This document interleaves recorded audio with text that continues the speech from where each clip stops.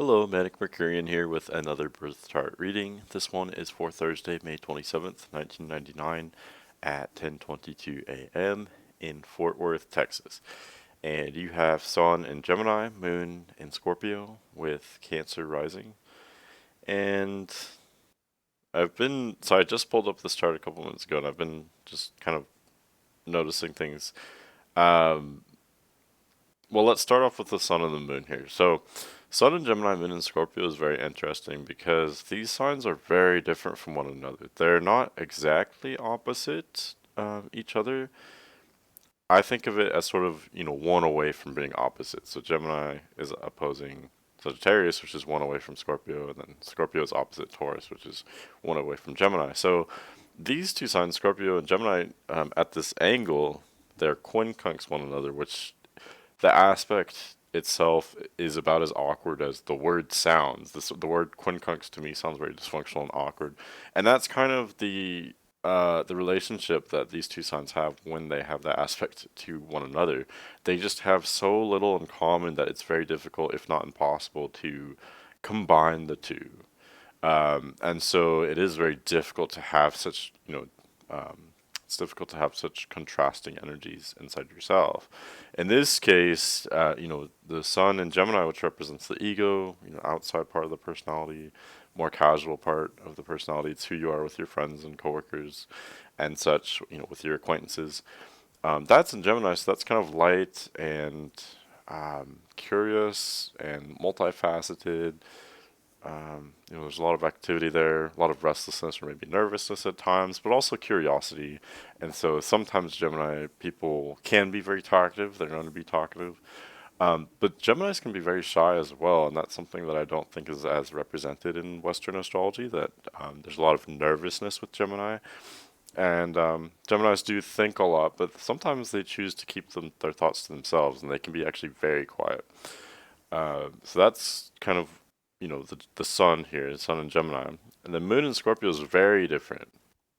Um, Moon in Scorpio is more focused. So Sun in Gemini is scattered. It wants to be here and there. It wants a little bit of this, a little bit of that. It wants to try everything.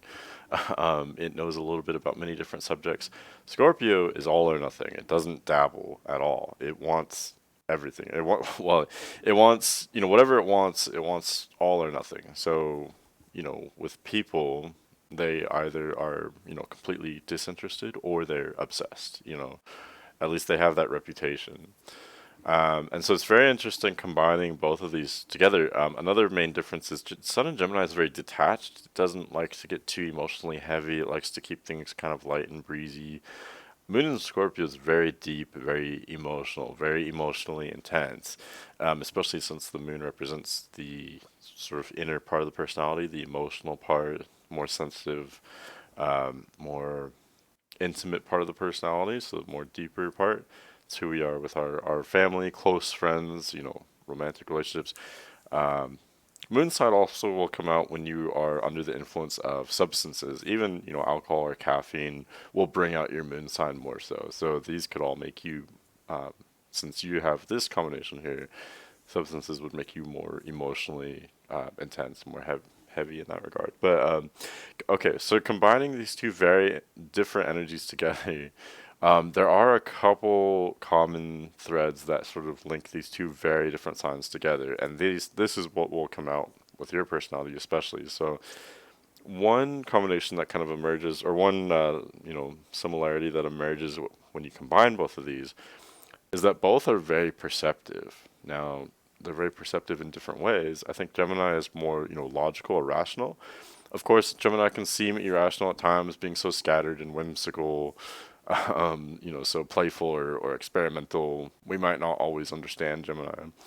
I think these two signs are actually possibly the most misunderstood signs, I would say. But um, let's see. Okay, but Gemini is more rational though. It's thinking, I think we would say left brain or right brain. I forget which one is which, but Gemini is more logical. It's less emotional.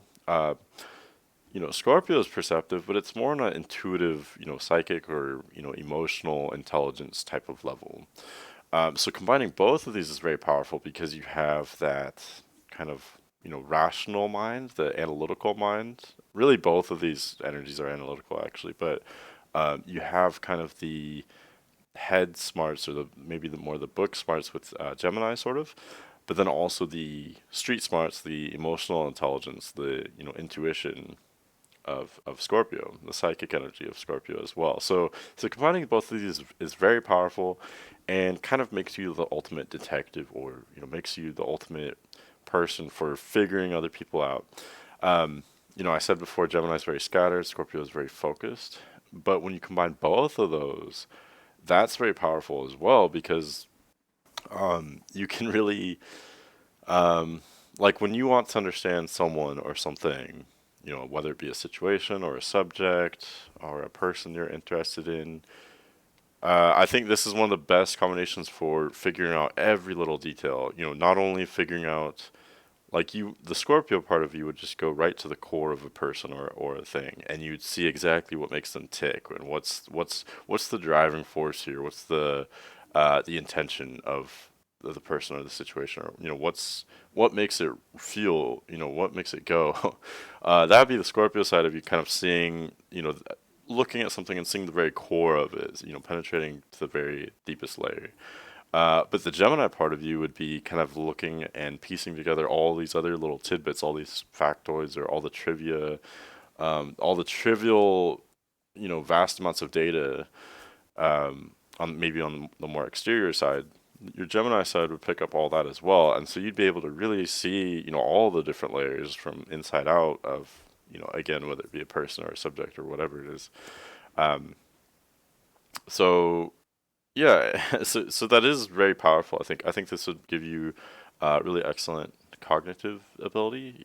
Once you're passionate about something, you just want to consume it, and I think you would have a very high capability of integrating a lot of information, a lot of detailed information, even where other people might become bored or overwhelmed by all these details and all this different information. I think you would kind of just soak it up. You'd be able to soak up a lot of detailed, nuanced information like a sponge, and be able to integrate that.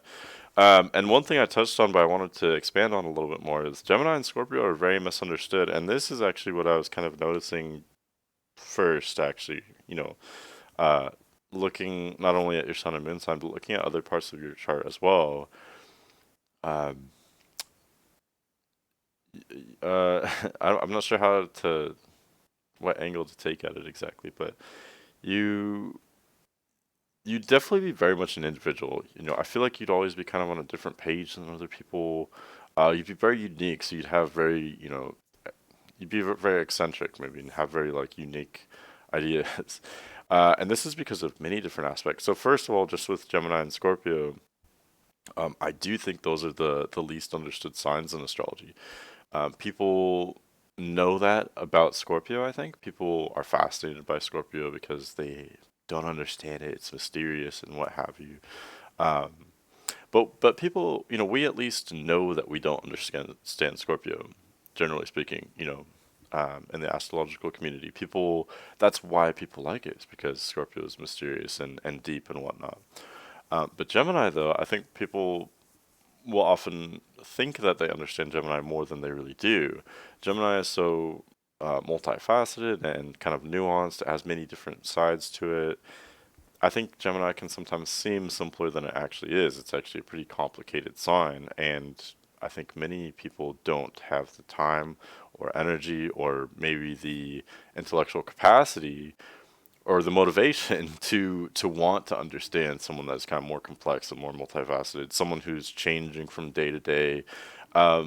People may rightfully just not be interested in that, and so anyway, my point is that Gemini, just like Scorpio, is one of the least understood signs. So combining both of those, especially combining with other aspects in your chart. So you have, um, let's see, so you have Sun opposite Pluto. It's off by a few degrees, but your Mercury is very close to making that exact opposition with Pluto. You also have Moon opposite Saturn. So both your Sun and your Moon are only a few degrees away from opposing a relatively outer planet.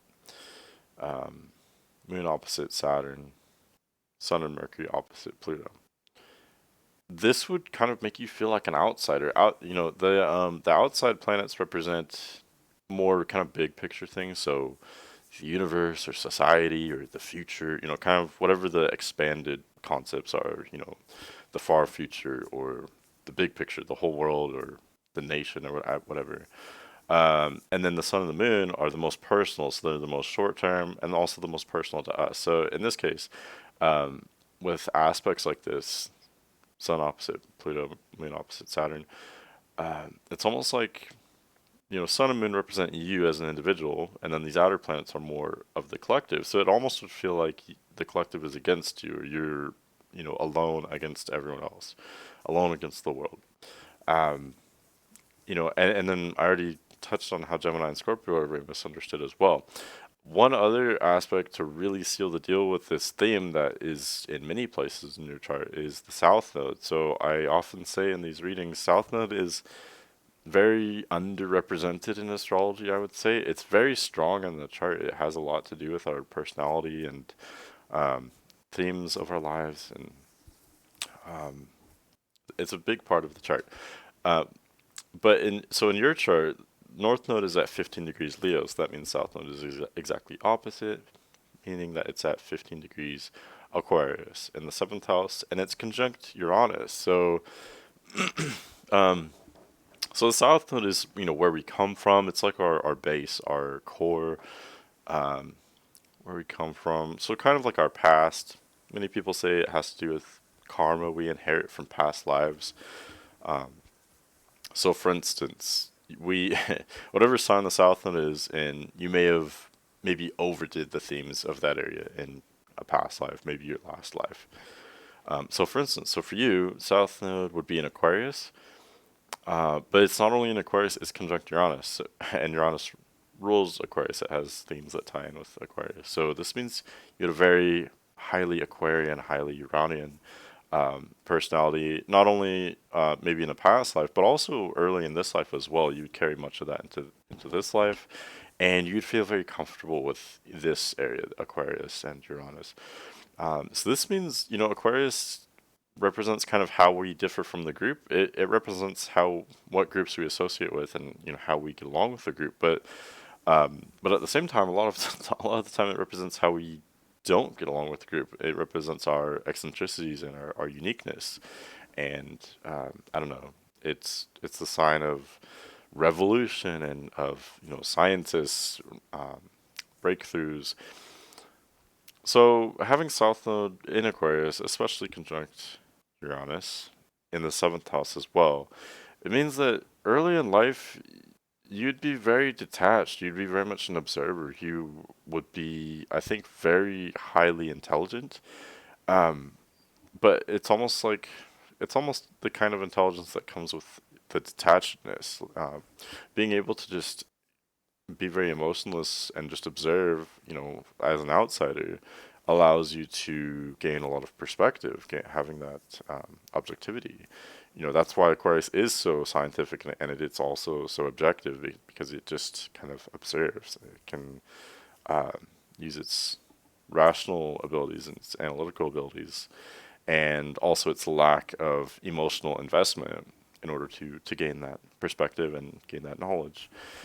So anyway, so this is these are very unusual themes to experience as a child, because this is kind of, like I said, where you come from in this life, and a lot of what you would represent or be um, experiencing or being, struggling to find the words. These are the themes that you would be kind of carrying out and embodying, especially as a child, but also through your life to some extent as well. So you would be very detached, very intelligent, but very unique, very different. You might have a hard time getting along with other people or fitting in with other people, because you'd be hard to understand.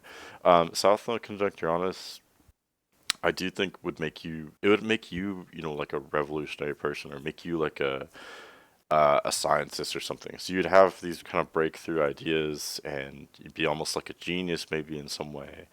But then the downside or the cost of that would be, you are maybe ahead of your time in your thinking, and highly intelligent, which is great. But then the downside is you'd be hard to understand. It'd be hard to fit in with other people. Um, and so I went on a tangent there to kind of explain that, but this is not the only part of the chart that would make me think you're kind of an outsider. Moon in Scorpio is in fall. You also have Mars in detriment as well. So when we have detriment or fall placements, they do make you a little bit of an outsider because they are hard to understand. They're not what is expected or what's most easily understood by others. Um, you do have Mercury in domicile in Gemini, and I'll go back to Mars and the Moon in detriment and fall in just a moment here. But you have Mercury in domicile in Gemini, so that part of you is easy to understand. So Mercury is how you think, how you communicate. You are intelligent. You're good at articulating things. You probably have great writing ability. So you kind of you're naturally geared toward understanding. Well, let me start by saying you're naturally geared toward understanding patterns. I think you would be excellent at observing patterns, noticing patterns, and understanding complex patterns as well. And part of that is allows you to be very good at understanding and manipulating the English language or whatever language you speak. Language in general. It doesn't have to be English. Um, but yeah, you would be very good at that. You'd be good at speaking. You'd be good at thinking. So analyzing if A equals B, B equals C.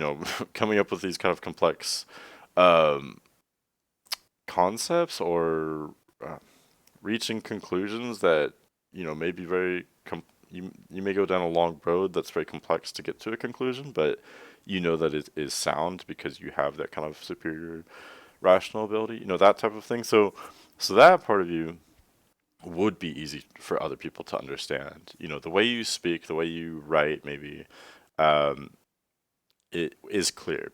People understand that, and they readily accept and appreciate that part of you. That is a not only a gifted placement, but it's also easy for other people to understand. That's very different than other parts of your chart, though. So Mars represents the kind of warrior aspect of all of us, I guess. So it's what you fight for. It's also what you fight at sometimes. Um, Also, kind of your fighting style. How do you fight, or do you fight at all? Mars and Libra is in detriment, so Mars is supposed to represent our fighting stance or fighting ability. But Libra is kind of a pacifist sign. Libra doesn't want to be at odds with other people. It wants to go with the flow. It wants to keep the peace. It wants other people to be happy or have kind of harmony to them. Libra is a very empathetic sign, so it um, doesn't want other people to be upset. So having your Mars there is very backward because you you might have a hard time standing up for yourself because in times where you do need to fight, well, let me phrase it this way: in times that most people would expect you to fight or be on defensive or be aggressive, you wouldn't want to be aggressive at all. You would want to keep the peace and you'd want to take your time as well. So that's the other reason why Mars is in detriment, because Mars is typically very instinctive. So it's the part of us that is, it's masculine, it's sexual, it's aggressive. It's very instinctive. Again, it's like the warrior or the hunter. So it typically would think very quickly or instinctively. Well, I shouldn't even say thinking because it's almost faster than thinking. It's instinctive. But in Libra isn't like that at all. Libra likes to take its time. It likes to weigh everything. It likes to, contemplate. And so it's not a bad thing. It's actually kind of a superpower, and I'll get into that here really shortly. But it's just very unusual. It's not what people expect. So if you're in a very confrontational situation, or yeah, like a situation where someone's confronting you, or um, where you would normally fight, be expected to fight in some way, you would not want to fight. You would want to keep the peace, and if anything, you might do so just to buy yourself time to think. And then later, this in itself it's simultaneously very powerful, but it can also be seen as very weak. Um, it would make you misunderstood because in the moment where you would normally react immediately and maybe react in a kind of fiery way, you would keep your cool and you'd stay calm. So this is why it's very powerful, because you'd be excellent with crises or emergency situations because you wouldn't panic with Mars in Libra. Um, you wouldn't do anything. You would just kind of continue to think your way through. You might actually become more logical, more rational, take your time more so. So that is an excellent ability to have. On the other hand, not everyone will understand that. So they may see you not reacting, and people will either think you don't care about what's happening or that you're not aware. And that's where all this kind of misunderstanding comes in because they don't understand.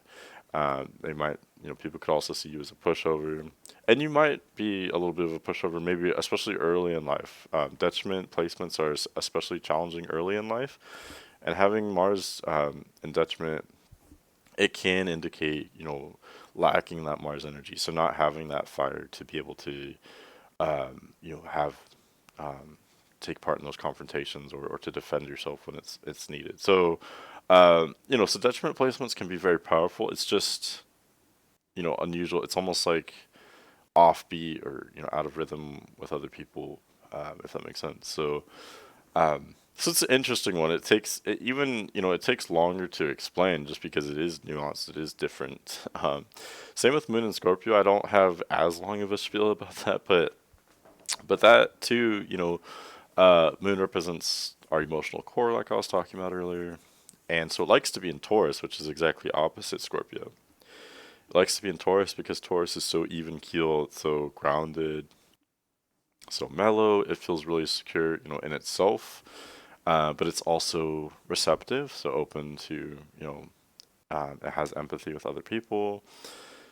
In Scorpio, it's very different. So, Moon likes to be grounded in Taurus. In Scorpio's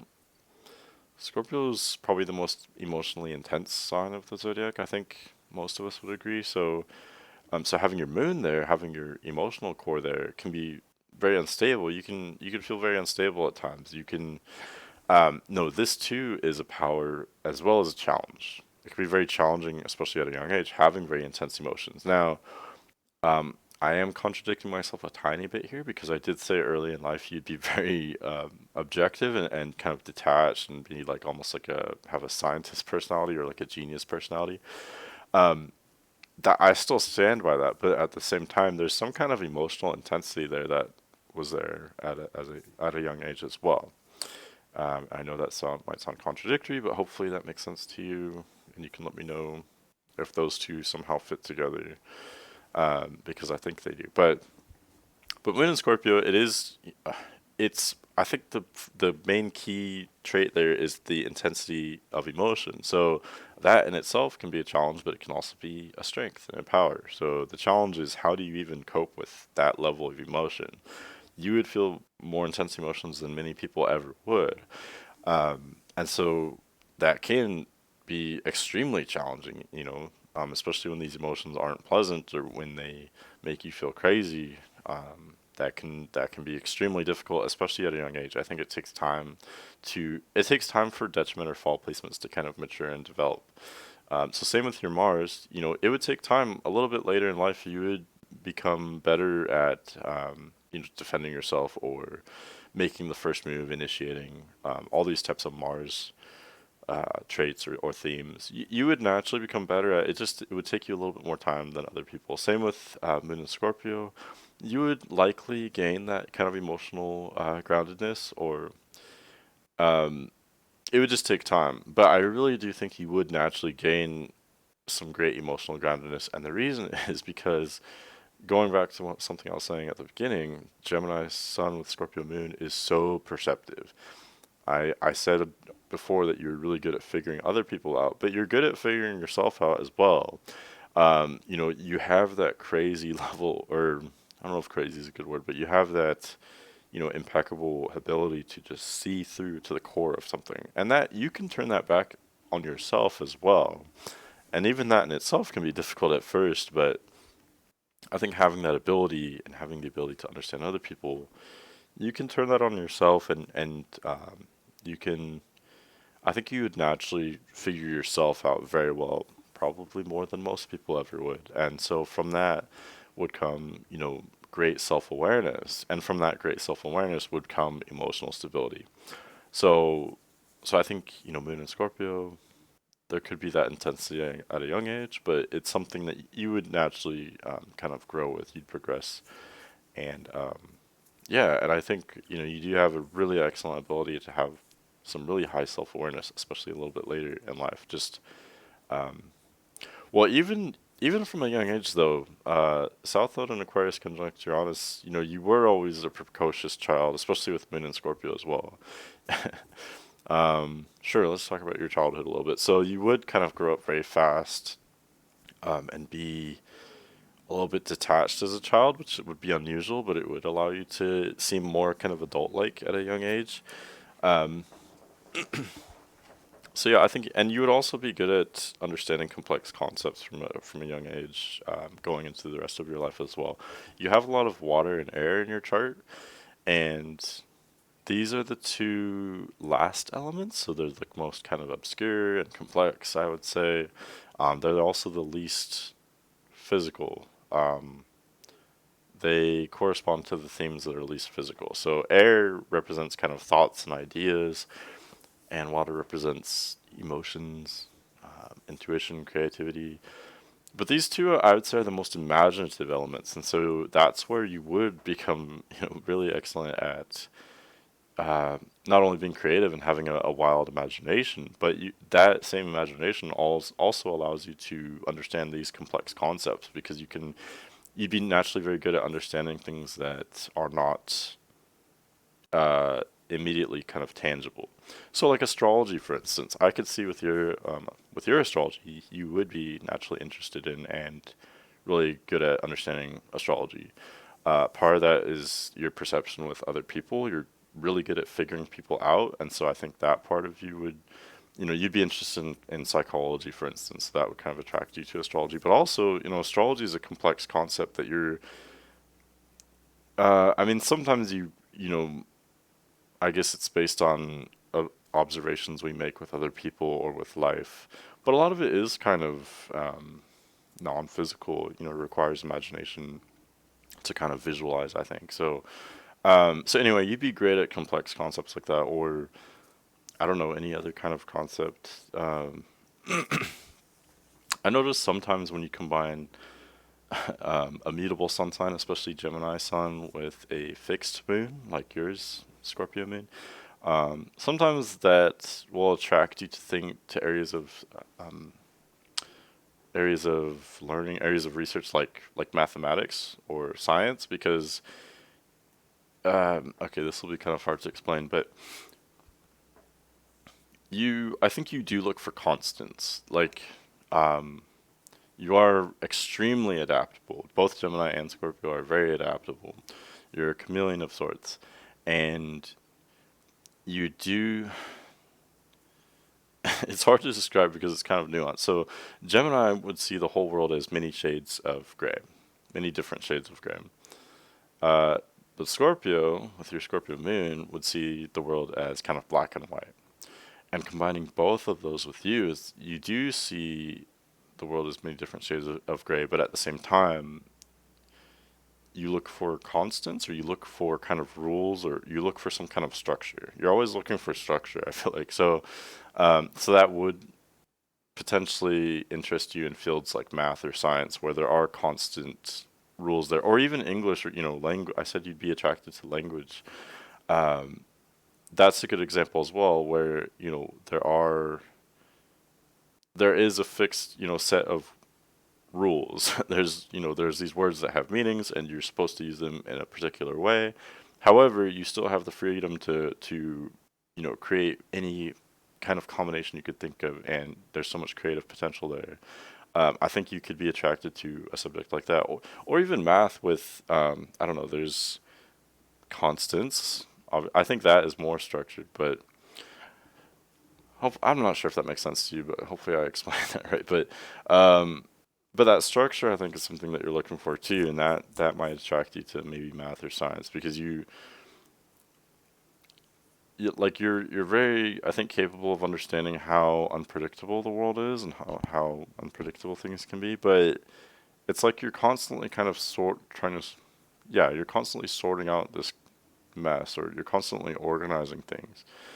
Um, this is not only because of your Gemini Sun, which, well, I wouldn't say it's because of the Gemini Sun. The Gemini Sun just and Mercury, it gives you that heightened mercurial influence, so it allows you to, experience, and it allows you to perceive and integrate a high amount of contrast and detail.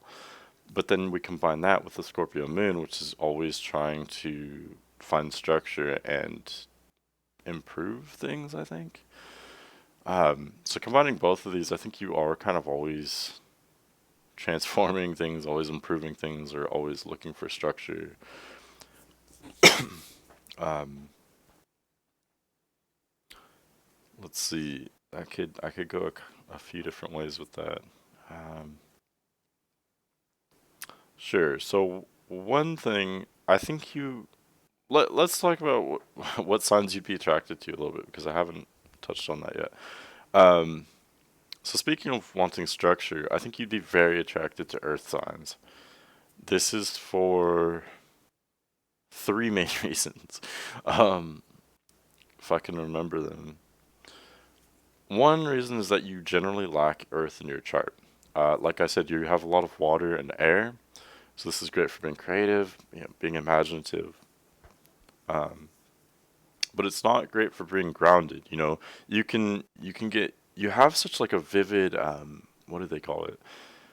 Like a vivid imagination, or a vivid kind of headspace, which is great. That's an awesome ability to have, and you can apply that in an infinite amount of ways. Um, but then one of the potential downsides with that is that you can get kind of lost in your head. You could be a daydreamer, which is great. But there's always a pro and a con to everything. So the con is, you can get kind of lost in your own thoughts and feelings. You can get lost in your own imagination, and so it can make you feel very ungrounded. You can get kind of, like worked up over things, and you might feel like detached from reality sometimes, because that same part of you that allows you to be so good at understanding complex concepts and abstract concepts, you can almost live in those abstract concepts and not be living in, the tangible, like physical world. And so you can potentially become detached there. Um, so anyway, so yeah, you would be attracted to earth signs. You generally lack earth in your, that's what I was saying. You lack earth in your chart. So that really heavy kind of grounded energy of Earth, you generally don't have. You do have Saturn in Taurus in the 10th house. I'll talk about that in a moment. But that is a more outer planet, so it affects the subgeneration more so. Everyone born within a year or two of you had had Saturn in Taurus, for instance. So this isn't really indicative of your unique personality of yourself as an individual. And other than that, there's really no other Earth planets at all. So whenever we lack an element in our chart, we're naturally drawn to that in a very strong way. So you would be drawn to Earth signs, especially Virgo, Capricorn, or Taurus. Taurus would be a little bit more challenging because you have Saturn there. So Taurus people would be um, kind of challenging. They would help to teach you things or help you to evolve, but which can be good, of course. But at the same time, it can be always kind of challenging. So you don't. I wouldn't expect you to have the most fun with Tauruses, for instance. It'd be kind of challenging, or it'd be learning. Um, Virgo would be a good fit. That would kind of have some in common with your Gemini placements with the Mercury influence. And then it would have a nice sextile with Scorpio. So Virgo might be a really good sign for you. That would you would be able to relate to Virgo. You and Virgo could understand each other. Both of you are able to perceive a lot of nuance and a lot of detail, and you'd both be kind of intellectual. So that would be really great. You could have really great conversations, I think. You could both teach each other things, learn from one another. So that would be kind of exciting for both of you. And they would also be very grounding for you. I think you would help Virgo to kind of lighten up and maybe be more imaginative, more playful, kind of get out of their box a little bit, get out of, think outside the box. So you kind of liven up Virgo a little bit. But then Virgo would be very grounding for you. Virgo is more heavy, doesn't get so lost in, fantasy or what have you. So Virgo would make you feel really grounded, make you feel secure.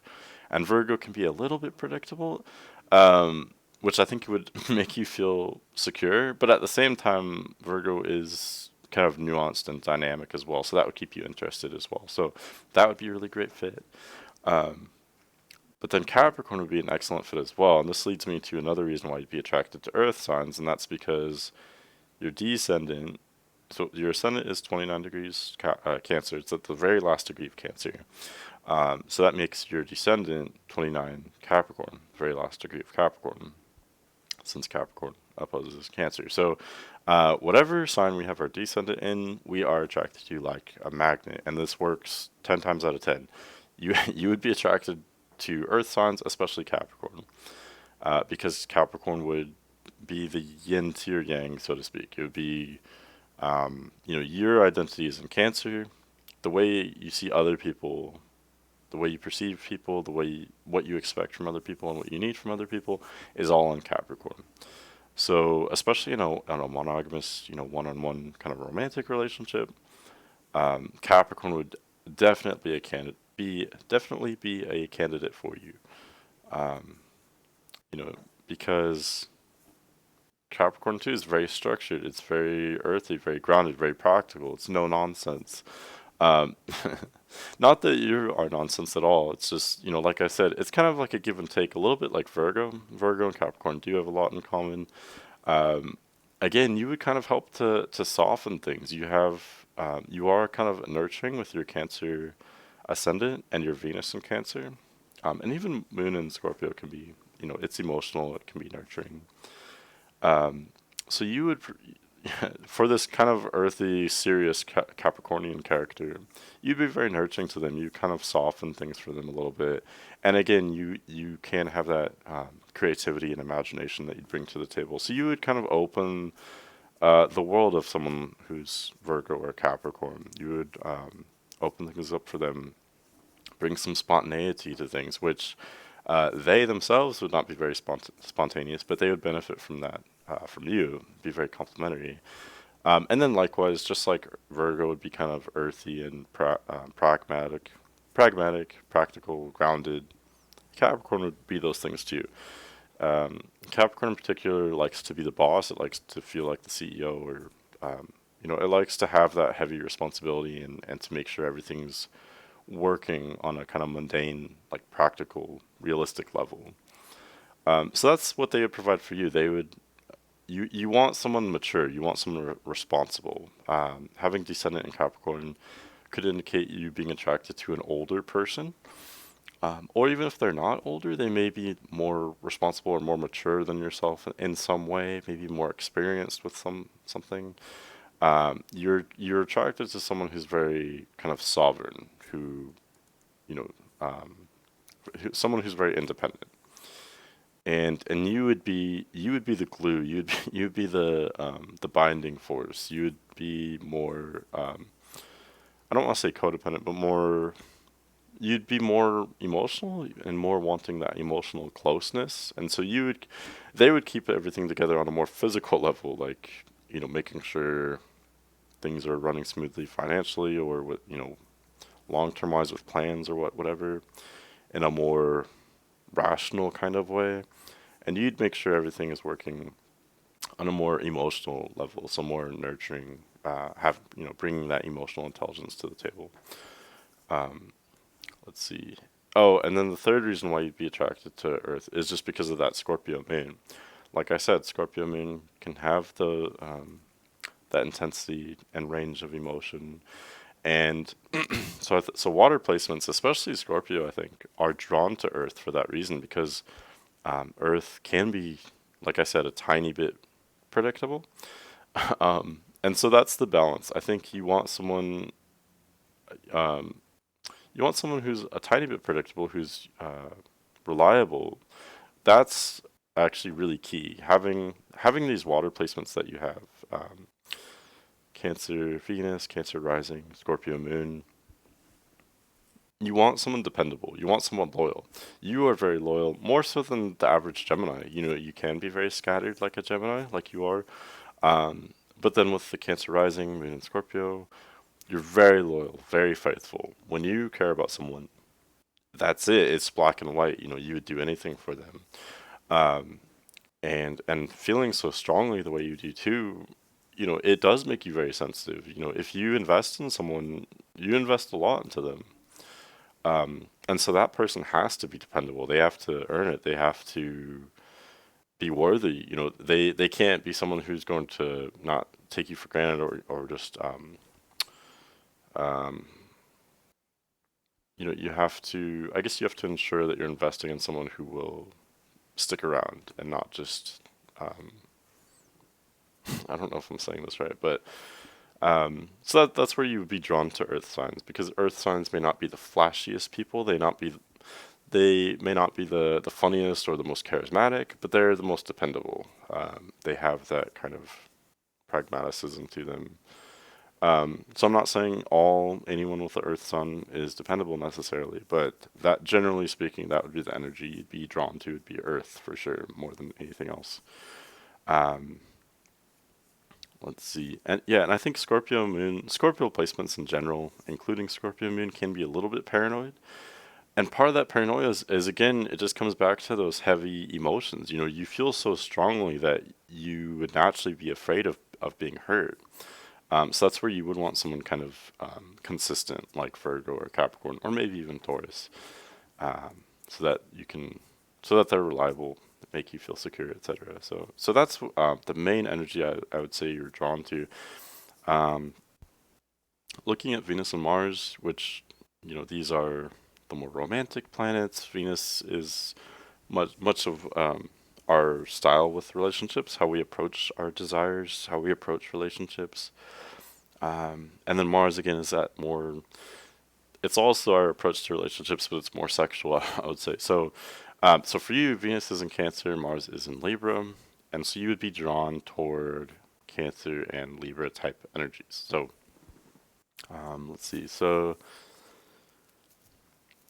I think especially combining these two together and combining that with the Earth focus, I already said you'd be attracted to Earth people. I think you would be attracted to someone maybe a little bit more introverted, someone subtle. I think you would like that nuance. I think you'd be turned off by someone who's too, you know, erratic or too unpredictable, someone who's too crazy or outgoing. You wouldn't necessarily want someone super cocky or, you know, super flashy.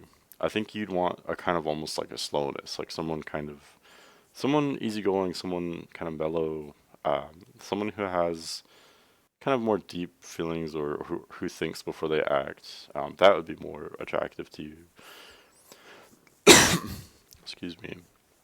Um, with Venus and Cancer, I touched on this a little bit already, but Venus and Cancer is very nurturing, and it, especially combining with your Moon and Scorpio, you know, when you do care about someone, you really latch onto them, and um, so I think it's just important. You know, my heart goes out to people with Venus and Cancer because it can be a difficult placement. Because you want to take care of other people, and sometimes that can be easy for others to take advantage of. I think, you know, you are an extremely perceptive person, I would say, so I think that will protect you. I think you can see where people are going. You know, you can see things before they happen. You can understand people and know what their intentions are, and so, you know, that would definitely protect you. But still, I think your Venus in Cancer is something to be guarded of. You are a very nurturing person, and that's excellent. I'm not discouraging that in any way. But it's just, you know, again, you have to find that person who's dependable, who's worth investing that time and energy in, and then, you know, and then that's where you can enjoy that emotional closeness and the nurturing, um, because you want it to be reciprocated, of course. You know, you want to be, Cancer is the mother, but it's also the child as well. So you would be very mothering in a relationship. You would want to be very nurturing, but But you'd also want that closeness reciprocated as well. You'd want the intimacy to go both ways. Um, but the Cancer, which rules the mother-child relationship, there's nothing closer, than the child or the baby to the mother. Um, it's like ultimate emotional closeness, if you will. So that's what you would want in a relationship. You want that, um, that really tight kind of closeness, and that nurturing. Um, so anyway, that's excellent, and it's just something to be guarded of, I guess, because people can be assholes. um, Especially, and Moon and Scorpio too. You would feel so passionately, so strongly that you have to use your intuition and your analytical ability to make sure your emotions and the people you're attracted to make sure all that is wise or what have you. I'm sure this is all things that you're excellent at. So um, okay, and let's jump back to the South Node just for a moment. So South Node in the seventh house. Seventh house rules, other people, rules our relationships, especially one-on-one relationships. So having South Node in the seventh house means that you're naturally very empathetic. You focus on other people before yourself a lot of the time. Um, and I guess I just wanted to touch on that. I don't think I had said that before. Um, And it's interesting. So you have all these placements that I talked about that kind of put you as an outsider or as an outcast with a lot of ideas that people might not understand. I think you'd also be um, open to people or ideas that maybe other people aren't. So if um, let's say astrology for instance. So astrology, a lot of people don't understand it initially, and so they're turned off by it because it's weird, it's unusual, it doesn't initially make sense, it's kind of outside the box, and so they're turned off by it. But for you, I don't think you would be. And that's just an example, but it could be a person who's kind of weird or a situation. You wouldn't necessarily be turned off by something just because it's weird or unusual. You would be open to strange things, um, and you have the cognitive ability to process things. So, for instance, I think we all fear what we don't understand to in varying degrees. I think many people turn down what they initially don't understand because it's easier than actually having to think about whether it's good or not. They can just say, "Well, I don't understand this," and no one else is, other people as a whole aren't open to it, so I guess I won't be either. That's the easier way to go. For you, though, I think you would be open to strange things, and you have the cognitive ability that you can figure things out on your own and determine to yourself, is astrology, for instance, is this good or bad, or does this make sense to me? Or again, it could be, you could apply that to people as well. Maybe someone is really strange or unpopular, but you can give them a chance and understand them yourself, and you could see maybe this person or maybe this subject is actually misunderstood, and there's actually value here. There's actually something worth investing here. Um, so that's interesting. I think that's an ability you have. But you have, hmm. So you also have South Node in Libra. So this too, yeah, that's interesting. So as a child, I very much see you as an observer.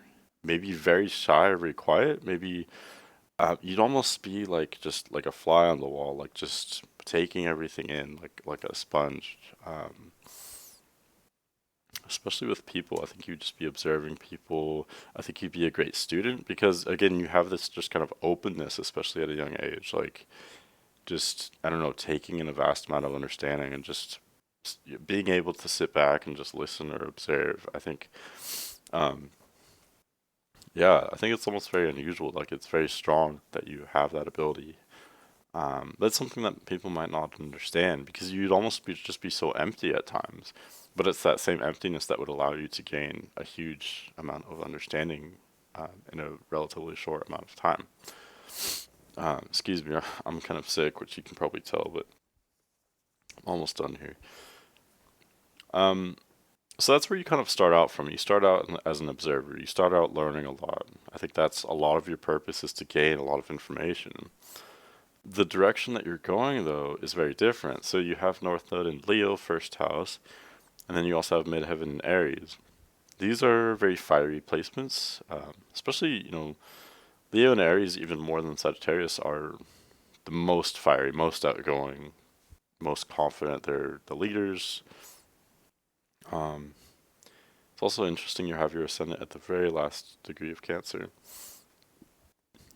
But where I'm going with this is that, so let's take the North Node. So this indicates that you start out as an observer. You start out eccentric and unique with these revolutionary ideas, this revolutionary way of understanding things that is different from everyone else.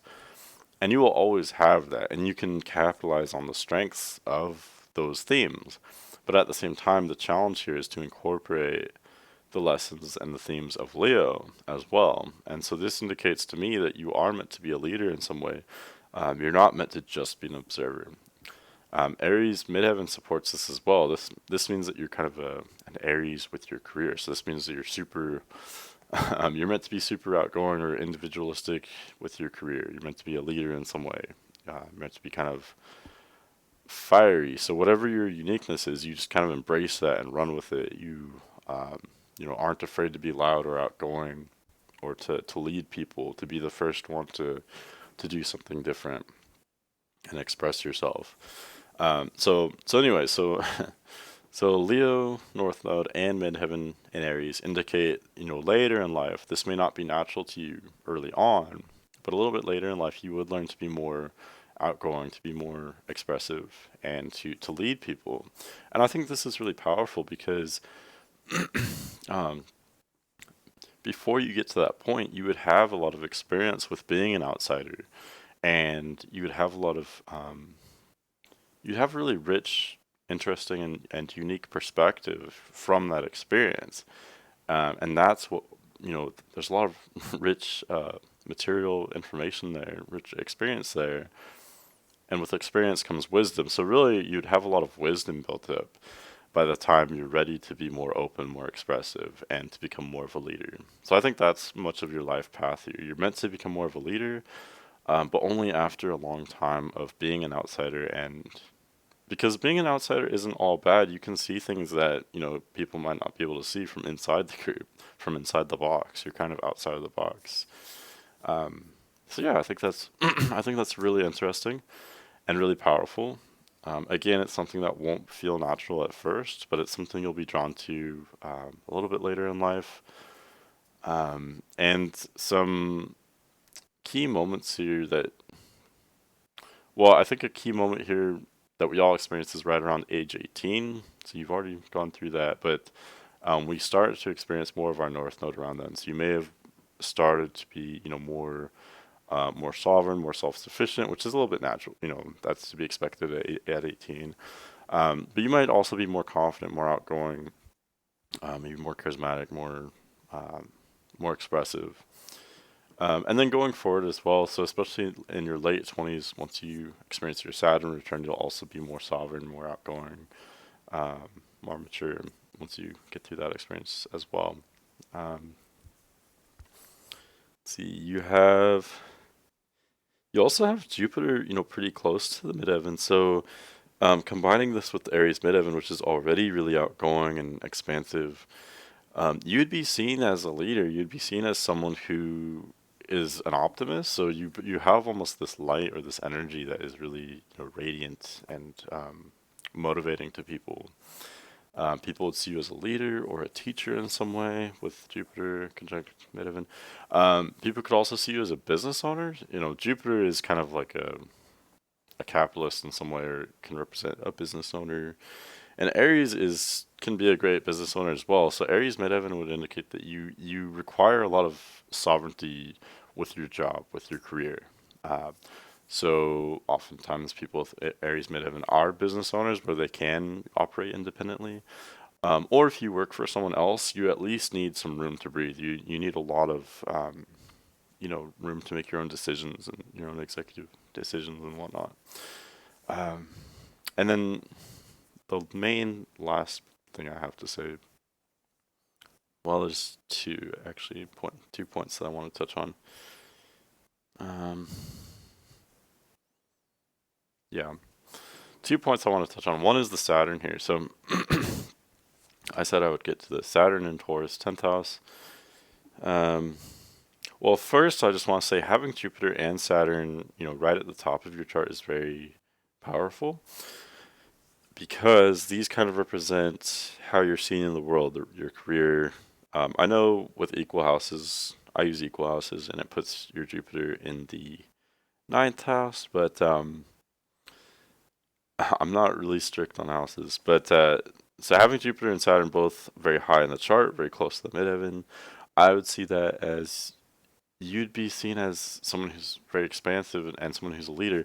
Jupiter and Saturn are almost like two sides of a coin, or they're very much opposite, but they're also very complementary. So Jupiter is this idealistic energy, it's this expansive energy, so that would apply to your reputation and your career being at the top of the chart here. So you'd be very able to expand things. You'd have this idealism that allows you to come up with a lot of really grand ideas, and you'd have this huge optimism. The trouble that would come with this would typically be, too much idealism means that you could be wanting to do things that aren't actually possible or maybe aren't realistic. But having Saturn there is really powerful because Saturn brings that realism. Saturn is the energy that is more strict, and it's not idealistic. It wants to really make sure that things are going to work, and it shows up every day to put in the hard work to make something happen. And so having both those together very close at the top of your chart means that you have both sides to things. So you're willing to be serious and put in the work, with your career, with your reputation. And, Saturn there would also make you kind of authoritative in a way, or people would naturally find you respectable.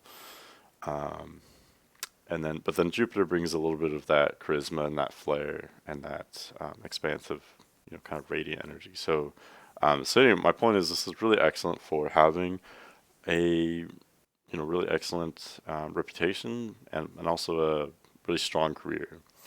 A career that is expansive and maybe idealistic at times, but also based in reality, So that's a really powerful duo there. Having Saturn and Taurus independently there, so Saturn for all of us represents something that we're initially very challenged with, and we don't inherit anything there. We have to work for whatever it is, and typically we do so later in life, especially by we especially start to come around in our late 20s with this, whatever this issue is. So for you, Saturn is in Taurus. Now, Taurus represents how we support ourselves. So a lot of it is financial. So, money. We have to make money to support ourselves. A lot of it is emotional, though, too. How do we, support ourselves emotionally? How are we sovereign? Whether it be physically, like financially, and emotionally. So you may have, I think everyone has trouble, supporting themselves at a young age. That's part of growing up. But you especially would have a hard time with this. You may be a little bit codependent, or, you may not want to be kind of alone, of course. But it's something that would take time for you to gain that kind of self-sufficiency, that sovereignty, and that ability to kind of support yourself, if you will. So you may be extra challenged with this. Saturn puts this weight on this burden. But it's something that we typically, ideally, rise to the challenge. And then later, it does take a lot of time, but later on, we become a leader in that area. So this is something, it indicates you may have a very hard time with your career or supporting yourself early on. But it's something you work through and excel at later in life. And you become kind of a leader in that area. Okay. And then last thing I want to say before I wrap this up here. So you have sort of an out of sign conjunction, I guess you could say, between Neptune and the Descendant. Now it's not exact, it's a few degrees off. It's about 5 degrees off. But Neptune is pretty close to the Descendant. Neptune was just about to set on the western horizon. Of course, we wouldn't be able to see it since Neptune is not visible with the naked eye. But Neptune was about to set just above the western horizon when you were born. This means that Neptune, which rules kind of confusion and mystery, illusion, and it kind of dissolves things. All of that energy is fusing with your Descendant, which has to do with your relationships, the people that you attract, the people you're attracted to, and how your relationships are in general. And so with Neptune there, this does confuse things. It brings this kind of fog or mystery. So you could be attracted to people that are kind of a mystery. Yeah, people that you don't understand. So you'd be attracted to people that are maybe very ambiguous or maybe a little bit androgynous as well. You know, Neptune is an Aquarius. Aquarius can be androgynous. Um, you may be attracted toward people that kind of are shapeshifters, not literally, of course, but people who, um, people who kind of slip through your fingers. They're hard to quantify or hard to understand. There's something kind of just ambiguous or changing about them. Um, Neptune and Aquarius would bring about those kind of people. So you'd be maybe kind of attracted to people like that, and that would be very hard to understand. Your relationships may always be kind of a mystery to you, which I think is so funny because you are so excellent at understanding people. You're great at figuring people out. Um, so I think maybe that's not a contradiction, though. I think maybe you are so good at understanding people that when you come across someone that you don't understand, you almost become fixated on them. I think you become maybe obsessed, or you want to figure them out. I think that I think not understanding someone would make you more captivated and more maybe more attracted to them for that very reason. So that's kind of an interesting dynamic. Um, but that's pretty much the gist of what I see. So if you have any further questions, feel free to ask. I'd be happy to revisit anything I said or to delve into something more if you had a particular question. But yeah, otherwise it was a pretty interesting chart. I hope that helps in some way, or hope that was interesting. Hope it's accurate for you. Um, if you have any questions, feel free to. We can continue corresponding. And if anyone else would like to have a reading or just ask me a question or what have you, you can always reach me at manic.mercurian@gmail.com. But yeah, thanks for watching and thanks for this opportunity to read your chart. And I will see you guys later.